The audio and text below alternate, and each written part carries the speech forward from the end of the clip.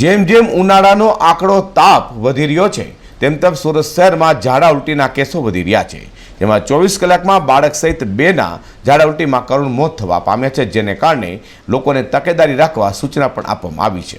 સુરત શહેરના છેવાડાના વિસ્તારમાં રહેતા સચિન અને ગોડાદરામાં ઝાડા ઉલટીથી 2 વર્ષના બાળક સહિત 2 વ્યક્તિના મોત થવા પામ્યા છે, જેમાં બિહારના ભોજપુરના વતની અને સચિનના જીઆઈડીસીની તિરુમાલા સોસાયટી ખાતે રહેતા ચેતનના 2 વર્ષીય પુત્ર ઝાડા ઉલટીમાં મોત થવા પામ્યું છે।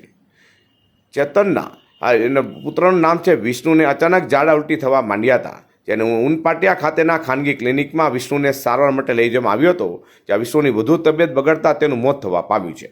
જ્યારે બીજા બનાવમાં ગોડાદરાના ગોપાલનગર ખાતે બનવા પામ્યો છે, જેમાં 28 વર્ષીય મહિલા કલાવતીબેનને ઝાડા ઉલટી થતાં તેની તબિયત લથડતા વધુ સારવાર માટે સિવિલ હોસ્પિટલમાં દાખલ કરવામાં આવ્યા હતા, જ્યાં સારવાર દરમિયાન કરુણ મોત થવા પામ્યું છે।